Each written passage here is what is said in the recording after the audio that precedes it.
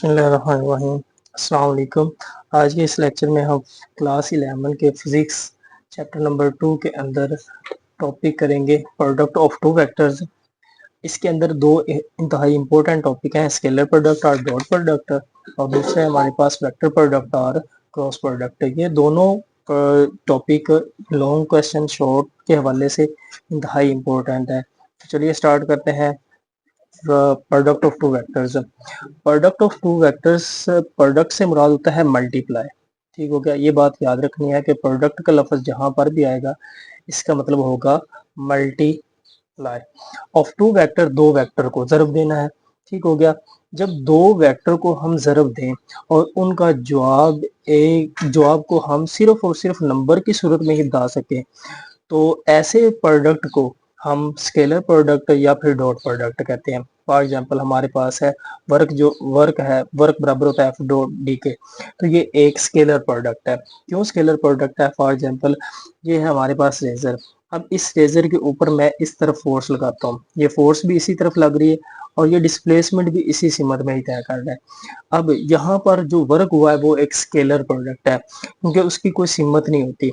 ठीक होगा, बिल्कुल उसी तरह से अगर आपसे आपका कोई दोस्त 1000 रुपए मांगता है, तो वो चाहे मशरिक की तरफ खड़ा हो जाए, मगरिब की तरफ खड़ा हो जाए, या किसी भी सिमत के अंदर खड़ा हो जाए, तो आप उसे 1000 रुपए देते हैं। क्या उस 1000 रुपए की कोई सिमत होगी?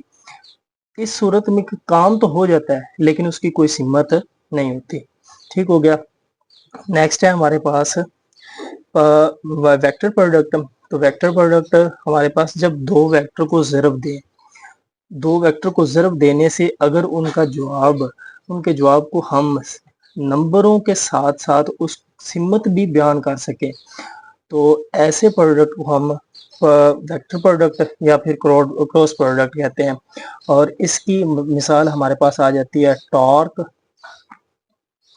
वो बराबर होता है आर क्रॉस एफ के। अब टॉर्क क्या चीज होती है? किसी चीज के घूमने की सलाहियत, उसके अपने एक्सिस के। अब यहाँ पर देखें, आपने डेली की बुनियाद पर देखा होगा कि आप दरवाजा खोलते हैं।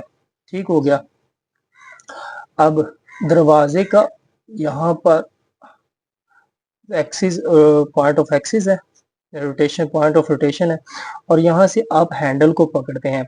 जैसे ही हैंडल को आप पकड़ेंगे, ठीक हो गया, तो ये पकड़ने के बाद यहाँ पर इसका जो डिस्टेंस होगा ये आर होगा, रेडियस जहां पर इसने घूमना है, और जिस तरफ आप ऊपर की तरफ फोर्स लगाएंगे तो ये दरवाजा भी इसी तरफ खुलेगा।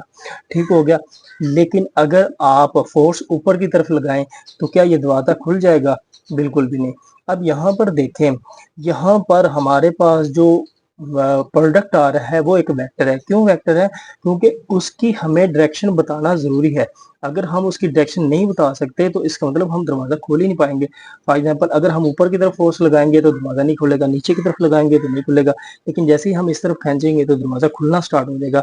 इसका मतलब यहाँ पर इसकी डायरेक्शन मौजूद है। तो ऐसे प्रोडक्ट को हम वेक्टर प्रोडक्ट या क्रॉस प्रोडक्ट का नाम देते हैं। अब हम स्केलर प्रोडक्ट को फुली एक्सप्लेन करते हैं।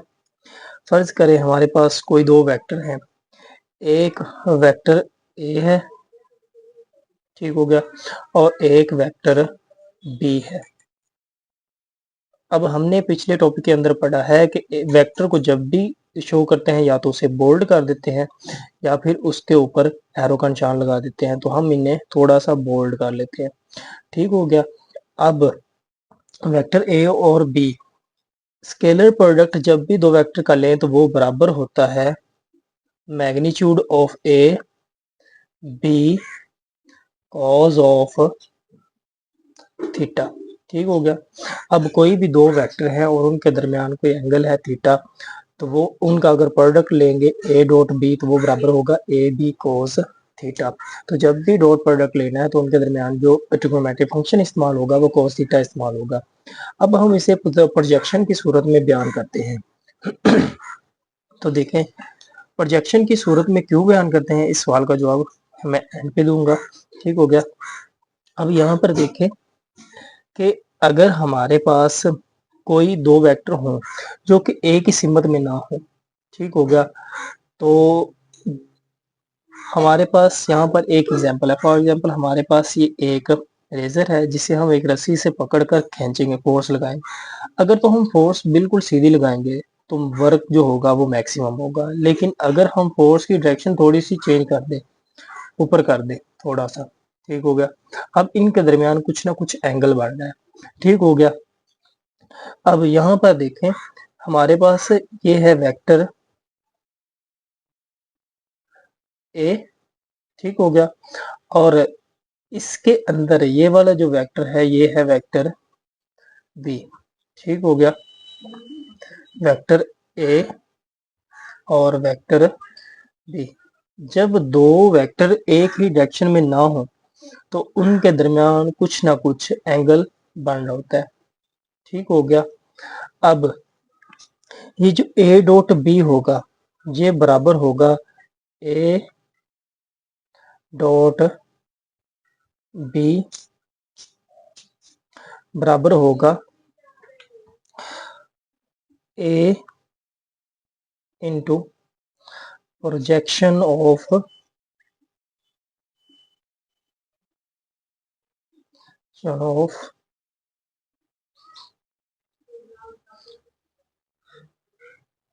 बी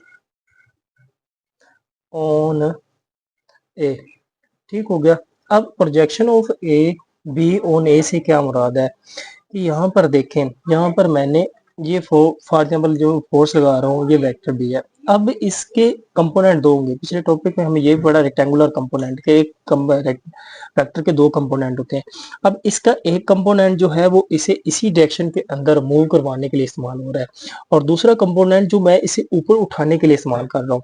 अब यहाँ पर प्रोजेक्शन ऑफ बी से क्या मुराद है कि वो वाला कंपोनेंट जो इसे वेक्टर ए की सिमत के अंदर मूव करवा रहा है सिर्फ वही कर रहा है, दूसरा कंपोनेंट इसका वर्क नहीं कर रहा, ठीक हो गया। तो यहाँ पर हम सिर्फ और सिर्फ वेक्टर बी का वो वाले कंपोनेंट की मैग्नीट्यूड लेंगे जो ए की सिमत में होगा, ठीक है। प्रोजेक्शन ऑफ बी ऑन ए जो ए की सिमत में होगा, ठीक हो गया। तो हम यहाँ पर लिख देते हैं ये बराबर होगा A magnitude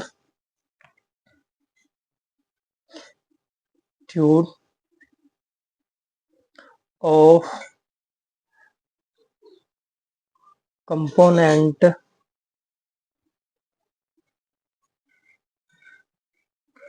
of vector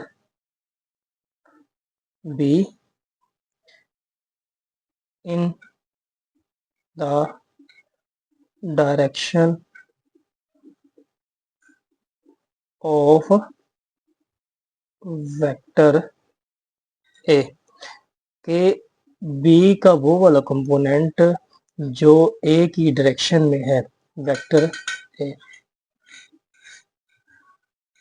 A की डायरेक्शन में है, ठीक हो गया। कि वही सिर्फ और सिर्फ वर्क कर रहा है। इसी तरह से अगर हम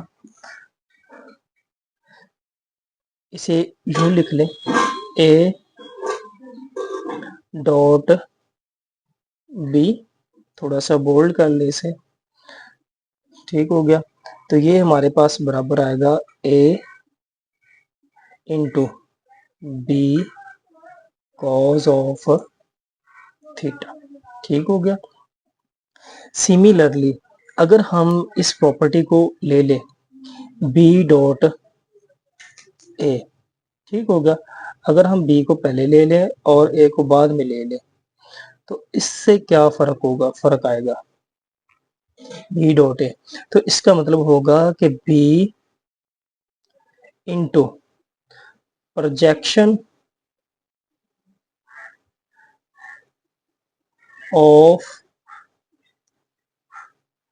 ए ऑन बी, ठीक हो गया। कि अगर हमारे पास जो वेक्टर है वो एक्स एक्सिस की सिमत में है वेक्टर बी, ठीक हो गया। ये वाला वेक्टर हमारे पास आ गया बी। अब हम वेक्टर ए को किसी डायरेक्शन के अंदर इसके ऊपर लगाते हैं। अब इस सूरत में क्या होगा कि वेक्टर ए का जो कंपोनेंट होगा बी की डायरेक्शन में सिर्फ और सिर्फ वही काम के लिए इस्तेमाल होगा, दूसरा कंपोनेंट नहीं होगा। कि यहाँ पर भी प्रोजेक्शन हम ड्रा कर देते हैं, ठीक हो गया। यहाँ पर हमारे पास बी डॉट ए से क्या मुराद है कि ए का वो वाला कंपोनेंट जो बी की डायरेक्शन में है सिर्फ और सिर्फ वही स्केलर प्रोडक्ट में इस्तेमाल होगा, दूसरा कंपोनेंट इस्तेमाल नहीं होगा। तो हम सिमिलरली बिल्कुल इसी तरह से इसे भी लिख सकते हैं बी डॉट ए के बी डॉट ए का रिजल्ट क्या आएगा, ये हमारे पास बराबर होगा B into A cos of theta. ठीक हो गया। अब ये हमारे पास बराबर आ जाएगा ए बी कॉस थीटा के, और ये हमारे पास बराबर आ जाएगा B A cos of theta के। ठीक हो गया। जब प्रोडक्ट लेते हैं तो वहां पर वेक्टर होते हैं, लेकिन जब दूसरी तरफ हम लेते हैं तो ये मैग्नीट्यूड होती है कि वेक्टर ए की मैग्नीट्यूड, इसीलिए हमने इसे लाइट करके लिखा हुआ है, बी को भी लाइट करके लिखा हुआ है, हल्का इस बोल्ड नहीं किया हुआ। तो इसका मतलब ए का मतलब है एक वेक्टर में वेक्टर ए की मैग्नीट्यूड, और बी का मतलब है वेक्टर बी की मैग्नीट्यूड। ठीक हो गया। अब हम स्केलर प्रोडक्ट को एक एग्जांपल के साथ समझते हैं कि हमारे पास कोई एक ब्लॉक है। ठीक हो गया। उस ब्लॉक के ऊपर हम कोई एक फोर्स लगाते हैं। ठीक हो गया। यह है फोर्स एफ। ठीक हो गया। और वो ब्लॉक कुछ ना कुछ डिस्प्लेसमेंट भी कवर करता है, ये हमारे पास उसका डिस्प्लेसमेंट आ गया। ठीक हो गया। अब यहाँ पर फोर्स डिस्प्लेसमेंट के साथ कोई ना कोई एंगल भी बना रही होगी। ठीक हो गया। अब फोर्स के हमारे पास दो कंपोनेंट होंगे। एक हमारे पास रेक्टेंगुलर कंपोनेंट को अगर हम ड्रा करें तो वो हमारे पास आ जाएंगे, ये हमारे पास फोर्स का आ गया वाई कंपोनेंट एफ वाई, जो हमारे पास बराबर होता है F Y sine of theta के। ठीक हो गया। और ये जो हमारे पास हॉरिजॉन्टल एक्स एक्सिस की सूरत में कंपोनेंट आता है वो हमारे पास होता है cos theta, F x cos of theta. तो यहाँ पर साइन थीटा जो है ये कोई वर्क नहीं कर रहा। ठीक हो गया। हमारे पास सिर्फ और सिर्फ एफ cos थीटा ही इसको मूव करवाने के लिए इस्तेमाल हो रहा है। तो यहाँ पर हमारे पास वर्क का फार्मूला होता है वर्क डन, ये बराबर होता है effective component effective component of force in the direction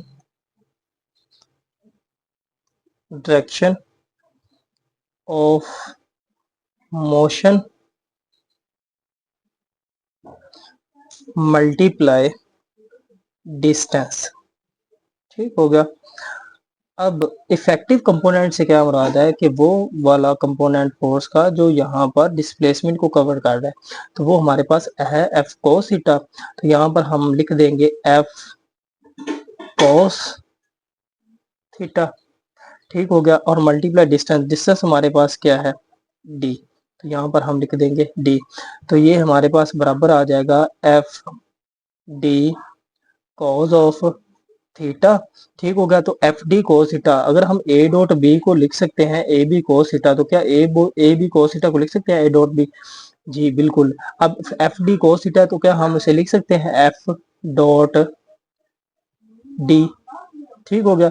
अब एफ डॉट डी हमारे पास ये किसके बराबर होता है? यही वर्क डन के बराबर होता है। यहाँ पर हमारा फार्मूला जनरेट हो गया। नेक्स्ट है हमारे पास characteristics of scalar product, scalar product की खसूसियात। तो जिसके अंदर सबसे पहले खसूसियात आती है हमारे पास scalar product is commutative. Commutative का मतलब क्या होता है? कम्यूटेटिव का मतलब होता है तब्दील पजीर। ठीक हो गया। तब्दील पजीर के वेक्टर्स को तब्दील भी किया जा सकता है। फॉर एग्जांपल हमारे पास दो वेक्टर्स थे ए और B, vector A dot B. तो ए डॉट बी हमारे पास बराबर आ जाएगा magnitude of A B cos of theta के। ठीक हो गया। अब इसी तरह से हम ले लेते हैं बी डॉट ए। तो बी डॉट ए से बी डॉट ए हमारे पास बराबर आ जाएगा B magnitude of B A cos of theta. ठीक हो गया।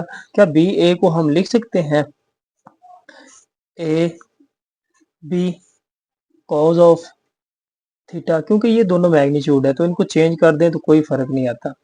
अब यहाँ पर देखें ए बी बराबर है ए बी कोस थीटा के और बी डॉट ए बी बराबर है ए बी कोस थीटा के। तो इन दोनों इक्वेशन से क्या ये बात साबित नहीं होती कि जो ए डॉट बी है, वेक्टर ए डॉट बी, ये बराबर होगा वेक्टर बी डॉट ए के। तो जहां पर भी वेक्टर आएगा, हमारे पास दो वेक्टर मल्टीप्लाई हो रहे होंगे डॉट प्रोडक्ट के अंदर, तो उसके अंदर हम पहले वेक्टर को दूसरे वेक्टर की जगह पर और दूसरे वेक्टर को पहले वेक्टर की जगह पर लिख सकते हैं। ये हमें स्केलर प्रोडक्ट से साबित हो चुका है हमारे पास। नेक्स्ट प्रॉपर्टी है product of two perpendicular vector, कि जब दो वेक्टर परपेंडिकुलर हो। परपेंडिकुलर से क्या मुराद है कि जब दो वेक्टर के दरमियान एंगल जो है वो 90 डिग्री का बन रहा हो। यहाँ पर एंगल क्या बन रहा है 90 डिग्री का। ये हमारे पास वेक्टर ए आ गया, ये वेक्टर बी आ गया। ठीक हो गया। तो हमारे पास परपेंडिकुलर वेक्टर का वेक्टर से मुराद है कि थीटा की वैल्यू बराबर होगी 90 डिग्री के। अब हम दो वेक्टर का प्रोडक्ट ले लेते हैं। Vector A dot vector B is equal to A B cos of theta. अब थीटा की वैल्यू हमारे पास मौजूद है 90 डिग्री, तो हम लिख देंगे A B cos of 90 degree. तो ए बी कॉस 90 पे वैल्यू देता है 0, तो हमारे पास ए डॉट बी बराबर आ जाएगा 0 के। इसका मतलब है कि जब दो वेक्टर स्केलर प्रोडक्ट के अंदर परपेंडिकुलर होंगे तो वो मिनिमम रिजल्ट देंगे, वो उनका रिजल्ट 0 होगा, उनका प्रोडक्ट 0 होगा। ठीक हो गया। नेक्स्ट हमारे पास तीसरी प्रॉपर्टी है product of two perpendicular parallel vectors. Parallel vector से क्या मुराद है कि हमारे पास कोई दो वेक्टर हो, एक वेक्टर ए हो और एक वेक्टर बी हो, तो दोनों वेक्टर एक ही सिमत में हो, दोनों की डायरेक्शन एक ही हो, तो वो पैरेलल होंगे। तो पैरेलल सूरत में हमारे पास A dot B vector A dot vector B बराबर आ जाएगा A B cos of theta के। अब यहाँ पर देखें ये वेक्टर भी इसी सूरत में है, ये वेक्टर भी इसी सूरत में है, तो यहाँ पर इन दोनों के दरमियान जो एंगल है वो 0 डिग्री है। ठीक हो गया। इनके दरमियान कोई एंगल नहीं, तो यहाँ पर थीटा की जगह पर हम 0 पुट कर देंगे ए बी कॉज 0 डिग्री। तो कॉस 0 डिग्री पे वैल्यू देता है 1, तो हमारे पास ए बी इंटू 1 आ जाएगा। ठीक हो गया। तो ये हमारे पास आ गया ए बी। तो इसका मतलब है जब दो वेक्टर्स पैरेलल होंगे तो उनकी मैग्नीट्यूड मैक्सिमम होगी। नेक्स्ट है हमारे पास product of two anti parallel vector. Anti parallel vector से क्या मुराद है कि एक वेक्टर ए हो जो इस डायरेक्शन के अंदर हो और एक वेक्टर बी हो जो इस डायरेक्शन के अंदर हो, दोनों क्या हो एंटी पैरेलल हो। जब एंटी पैरेलल होंगे तो इनके दरमियान जो एंगल है वो कितना बन होगा 180 डिग्री का। ठीक हो गया। तो यहाँ पर हम थीटा की वैल्यू ले लेंगे इज इक्वल टू 180 डिग्री। अब दोनों वेक्टर्स का हम प्रोडक्ट फिर से ले लेते हैं ए डॉट बी, ये बराबर आ जाएगा A B cos of theta के। अब थीटा की वैल्यू हमारे पास मौजूद है 180 डिग्री, तो हम 180 पुट कर देते हैं। अब कोस 180 डिग्री पे वैल्यू देता है -1, तो ए बी इंटू -1, ए कोस 180 की जगह पर हमने -1 पुट कर दी। अब ये बराबर आ जाएगा -ए बी। अब अगेन हमारे पास एंटी पैरेलल के अंदर भी मैग्नीट्यूड जो है वो मैक्सिमम आ गई है, लेकिन डायरेक्शन में क्या होगी रिवर्स होगी। ठीक हो गया। नेगेटिव का साइन बता रहा है कि ये एक रिवर्स होगी, एक बिल्कुल उसके मुतजाद होगी। नेक्स्ट है हमारे पास सेल्फ प्रोडक्ट। सेल्फ प्रोडक्ट से क्या मुराद है कि कोई वेक्टर हो, हम उसका वेक्टर ए हो, हम उस वेक्टर को उसी के साथ मल्टीप्लाई करें, वेक्टर ए को वेक्टर ए के साथ ही करें। तो इस सूरत में हमारे पास जो प्रोडक्ट आएगा वो क्या होगा।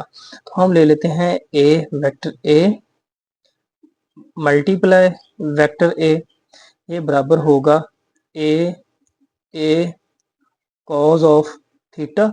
अब चूंकि दोनों वेक्टर सेम है तो दोनों वेक्टर की डायरेक्शन भी सेम होगी, तो यहाँ पर दोनों के दरमियान एंगल भी जीरो ही बनेगा। तो हमारे पास ए मल्टीप्लाई ए किसके बराबर आ जाएगा, ए स्क्वायर के। तो कॉज थीटा की वैल्यू हमारे पास 0 डिग्री आ जाएगी, तो यहाँ पर आ जाएगा ए स्क्वायर इंटू कोस 0 डिग्री पे 1 होता है, तो ये बराबर आ जाएगा ए स्क्वायर। ठीक हो गया। तो जब सेल्फ प्रोडक्ट लेते हैं तो प्रोडक्ट जो आता है वो स्क्वायर ऑफ द वेक्टर आता है। ठीक हो गया। अब नेक्स्ट है हमारे पास scalar product in terms of rectangular component. पहले हमने एक्स और वाई कंपोनेंट पढ़े थे, लेकिन यहाँ पर हम जी कंपोनेंट तीसरे कंपोनेंट को भी ले लेंगे। ठीक हो गया। अब वेक्टर हमारे पास है ए डॉट बी, दो वेक्टर का हमने प्रोडक्ट ले लिया in terms of rectangular component. तो वेक्टर ए का कंपोनेंट क्या होगा, ए एक्स भी होगा, A X B X, X component X के साथ, वाई कंपोनेंट वाई कंपोनेंट के साथ, और जी कंपोनेंट जी कंपोनेंट के साथ है। ठीक हो गया। ए डॉट बी हमारे पास बराबर आ गया ए X B X plus A Y B Y plus A Z B C. अब इसी इक्वेशन को इस्तेमाल करके हमने पढ़ा हुआ है कि ए डॉट बी जो होता है, A dot B A dot B ये बराबर होता है A B cos of theta के। ठीक हो गया। अब ए डॉट बी की यहाँ पर हम वैल्यू पुट कर सकते हैं, तो यहाँ पर इसकी वैल्यू पुट करते हैं, ये किसके बराबर है, ए बी कॉस थीटा। तो A B cos of theta बराबर आ जाएगा A X B X plus A Y B Y plus A Z B Z. अब यहाँ पर देखें कोस थीटा की अगर हमने वैल्यू निकालनी है तो ये ए बी इस साइड पे इसके साथ मल्टीप्लाई हो रहा है, इधर आकर डिवाइड हो जाएगा। तो यहाँ से हमारे पास एक इक्वेशन बन जाएगी, कॉस ऑफ थीटा बराबर होगा A X B X plus A Y B Y plus A Z B Z divided by A B. ठीक होगा। ये हमारे पास इसकी 6 प्रॉपर्टीज है। बुक के ऊपर ये 2 प्रॉपर्टीज जो हैं ये एक ही प्रॉपर्टी के अंदर मर्ज की हुई हैं, लेकिन यहाँ पर मैंने आपकी आसानी के लिए दोनों को अलग अलग कर दिया है। ये क्वेश्चन लॉन्ग क्वेश्चन के तौर पर इंतहाई इम्पोर्टेंट है और बाज़ औक़ात ये बहुत से बोर्ड्स के अंदर आया भी हुआ है। सबसे पहले वेक्टर प्रोडक्ट को जान लें कि वेक्टर प्रोडक्ट क्या होता है। वेक्टर प्रोडक्ट एक ऐसे प्रोडक्ट को कहते हैं जिसके अंदर जब दो वेक्टर को मल्टीप्लाई किया जाता है तो उनके आंसर में एक ऐसी क्वांटिटी आती है जिसे बयान करने के लिए नंबरों के साथ साथ उसकी सिमत का होना भी जरूरी है। ठीक हो गया। जैसे पिछले लेक्चर के अंदर हमने एग्जाम्पल दी थी टॉर्क की। ठीक हो गया। तो टॉर्क एक वेक्टर क्वांटिटी है। ठीक हो गया। अब यहाँ पर देखें, अब हम वेक्टर प्रोडक्ट को लिखते हैं A vector A cross vector B. ठीक हो गया। और ये बराबर होता है A B sine of theta and unit vector N. ठीक हो गया। ए और B vector A vector B की मैग्नीट्यूड है, साइन थीटा इन दोनों के दरमियान बनने वाला एंगल है, और एन जो है एन हैट ये यूनिट वेक्टर है, ये बताता है कि इसके रिजल्ट की डायरेक्शन क्या होगी। ठीक हो गया। अब यहाँ पर फॉर एग्जांपल हमारे पास एक है वेक्टर ए। ठीक हो गया। और एक है वेक्टर बी। ये वेक्टर हमारे पास है ए और ये वेक्टर है हमारे पास बी। ठीक हो गया। और इनके दरमियान एक एंगल बन रहा है थीटा। ठीक हो गया। जब वेक्टर ए और वेक्टर बी को मल्टीप्लाई करते हैं तो इनका रिजल्ट एक वेक्टर क्वांटिटी आता है। इसलिए उस क्वांटिटी का भी तो आखिर कोई ना कोई डायरेक्शन होगी, तो हम उस क्वांटिटी की डायरेक्शन को मालूम करने के लिए राइट हैंड रूल का इस्तेमाल करते हैं। देखें किस तरह से, अगर हमारे पास वेक्टर ए पहले है तो हम अपने हाथ राइट हैंड को वेक्टर ए के ऊपर रखेंगे, ठीक हो गया। अब इसे आहिस्ता आहिस्ता हम वेक्टर बी की तरफ रोटेट करेंगे, अपनी उंगलियों को मोड़ेंगे, ठीक हो गया। अब ये जो हमारा थंब है ये हमें उसके रिजल्ट की डायरेक्शन बता रहा होता है। इसका मतलब है ये जो इसका रिजल्ट आएगा ये इन दोनों के परपेंडिकुलर होगा, बिल्कुल ऊपर की जानिब, ठीक हो गया। तो यहाँ पर हम इसकी डायरेक्शन को शो कर देते हैं। ये हमारे पास इसका रिजल्ट क्या आ गया, हम इसे नाम देते हैं एन यूनिट वेक्टर, ठीक हो गया। अब इस तरह से अगर हम ले लें ए क्रॉस बी की जगह पर बी क्रॉस ए ले लें, तो बी क्रॉस ए हमारे पास बराबर आ जाएगा माइनस ए क्रॉस बी के, ठीक हो गया। अब यहाँ पर ये बात किस तरह से, तो फॉर एग्जांपल हमारे पास ये है वेक्टर बी, ठीक हो गया, और ये है वेक्टर ए, ठीक हो गया। अब हमने पढ़ा है कि जो पहले वेक्टर आएगा उसके ऊपर हम अपना राइट हैंड रखेंगे, ठीक हो गया। अब हमने अपना राइट हैंड यहाँ पे रखा है, ठीक हो गया। अब राइट हैंड रखने के बाद हमने अपनी उंगलियों को वेक्टर ए की जानब मोड़ा है, ठीक हो गया। वेक्टर ए की जानब मोड़ा है तो यहाँ पर हमारी उंगलियां फिक्स्ड होने के बाद हमारे पास ये जो राइट हैंड की डायरेक्शन आ रही है ये बिल्कुल ऊपर की तरफ आ रही है। अब ये वाला जो है हमारे पास बिल्कुल ऊपर की तरफ जाएगा, ठीक हो गया। अब इसी चीज को अगर हम देखें तो ये दोनों एक दूसरे के रिवर्स आ रहे हैं। किस तरह से, कि अगर हम इसे ड्रा करें, यहाँ पर हम वेक्टर ले लेते हैं पहले, ये हमारे पास वेक्टर आ गया ए, ठीक हो गया। ये वेक्टर हमारे पास आ गया बी, ठीक हो गया। वेक्टर ए और बी आ गए। अब अगर हम अपने वेक्टर बी पहले है तो हम अपनी उंगलियों को वेक्टर ए की तरफ मोड़ना चाहते हैं, तो जब हम अपनी उंगलियों को वेक्टर बी के ऊपर रखकर ए की तरफ मोड़ेंगे तो हमारा जो थंब है वो नीचे की तरफ चला जाएगा। तो इसका मतलब है कि ए क्रॉस जो बी है वो बराबर किसके होगा, minus A cross B cross A के, ठीक हो गया। ये आ गया हमारे पास एन यूनिट वेक्टर, ठीक हो गया। अब यहाँ पर ये जो प्रोडक्ट है ये सब ये जाहिर कर रहा है ए क्रॉस बी को, और ये जो है ये जाहिर कर रहा है बी क्रॉस ए को। अब दोनों मिकदार में बराबर है लेकिन दोनों की डायरेक्शन जो है वो रिवर्स है, एक ऊपर की तरफ जा रहा है और एक नीचे, इसीलिए हमने यहाँ पर माइनस का साइन इंट्रोड्यूस करवाया, ठीक हो गया। According to right hand rule, rotate the first vector A into B through the small of the two possible angles and curl the fingers of right hand in the direction of rotation, keeping the thumb erect. The direction of the product vector will be along the erect thumb, ठीक हो गया। कि हमने अपनी उंगलियों को तो हमने अगर वेक्टर ए का राइट हैंड रूल के ऊपर इसके ऊपर अप्लाई करना है तो हमने ए इंटू बी, अगर ए क्रॉस बी है तो हम ए से बी की तरफ रिएक्ट करेंगे, ए से बी की तरफ मोड़ेंगे, ठीक हो गया। अगर हम बी से ए की तरफ ले रहे हैं तो हम अपनी उंगलियों को बी से ए की तरफ मूव करेंगे, ठीक हो गया। ये हमारे पास राइट हैंड रूल है। अगर ये अलग से शॉर्ट क्वेश्चन आ जाएगा तो आपने इसी तरह से लिख देना है। नेक्स्ट है हमारे पास characteristics of cross product. Cross product की खसूसियात है। सबसे पहली खसूसियत है इसकी, cross product is not commutative, कि क्रॉस प्रोडक्ट जो है ये कम्यूटेटिव नहीं है। कम्यूटेटिव के लिए हमने पिछले लेक्चर में पढ़ा था कि अगर हम किसी दो नंबर को एक दूसरे की जगह पर रिप्लेस कर दें तो इसे कम्यूटेशन कहते हैं, ठीक हो गया। तो यहाँ पर कम्यूटेटिव नहीं है तो हम लिखते हैं, सबसे पहले ले लेते हैं A dot A cross B, ठीक हो गया। तो ए क्रॉस बी हमारे पास बराबर होता है A B sine theta unit vector N, ठीक हो गया।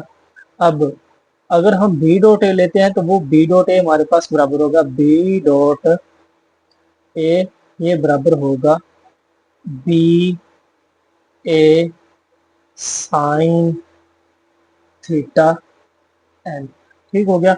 अब यहाँ पर इन दोनों की जो डायरेक्शन है ये दोनों बिल्कुल एक दूसरे के रिवर्स है, बी क्रॉस ए। ठीक होगा, बिल्कुल दोनों के क्या है, ए रिवर्स है। अगर ए डॉट बी की डायरेक्शन ये वाली है तो एक बी क्रॉस ए की जो डायरेक्शन होगी वो इस तरफ होगी। ठीक हो गया। तो इसका मतलब है ए क्रॉस बी क्रॉस ए के बराबर नहीं है। क्यों? क्योंकि हमने शुरू में पढ़ा है कि ए क्रॉस जो बी है ये बराबर होता है माइनस बी क्रॉस ए के। ठीक हो गया। हम यहाँ पर लिख सकते हैं A cross B is not equal to B cross A. ठीक हो गया। अब नेक्स्ट प्रॉपर्टी है हमारे पास cross product of two perpendicular vector के दो परपेंडिकुलर वेक्टर का क्रॉस प्रोडक्ट।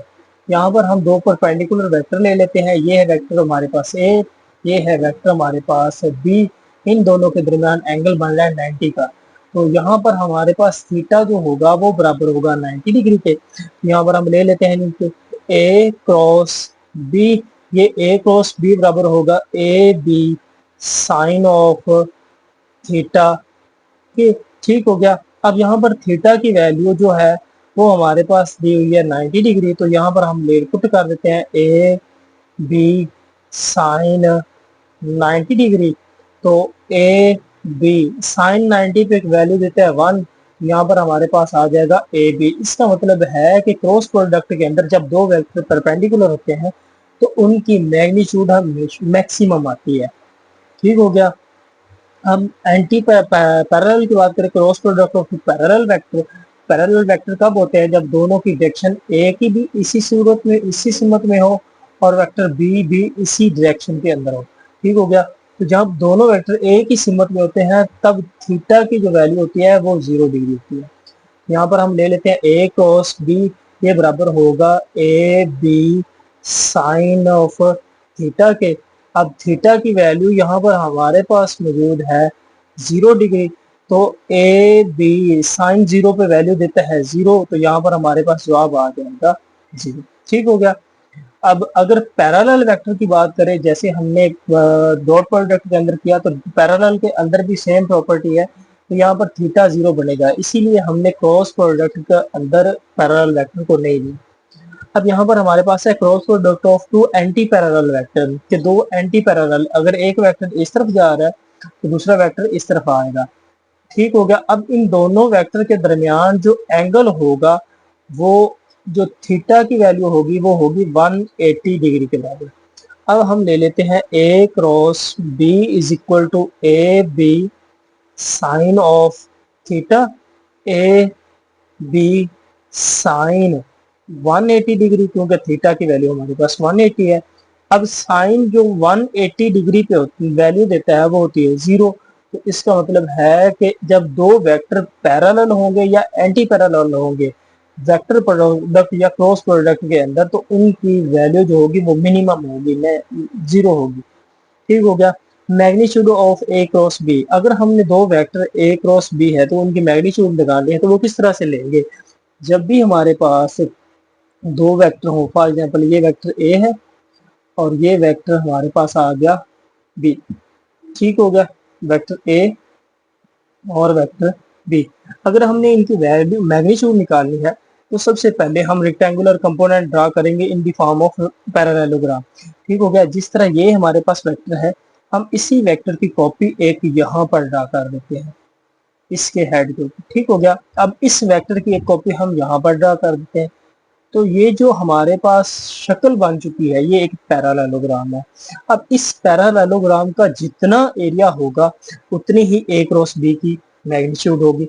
ठीक हो गया। फॉर एग्जांपल ये पैरेललोग्राम का हमारे पास एरिया जो है, एरिया ऑफ पैरेललोग्राम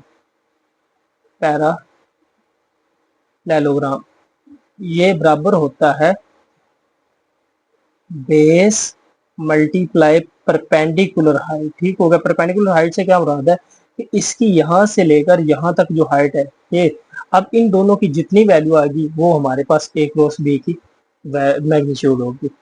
यहाँ पर ये हमारा लेक्चर मुकम्मल हुआ और ये क्वेश्चन भी लॉन्ग इम्पोर्टेंट लॉन्ग क्वेश्चन के तौर पर है।